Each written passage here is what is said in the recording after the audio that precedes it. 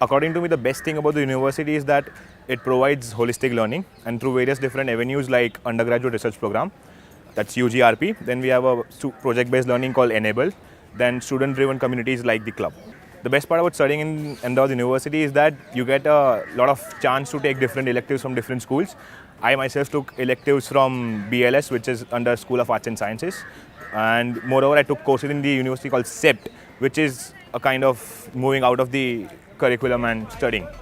The best memory I would take for my life from Ahmedabad University is initiating and leading a student-driven community called the Management Club and organizing the first TEDxAhmedabad University. I would say that internship is one best thing that students should pursue in the sense that it gives you a practical learning and an approach towards your studies.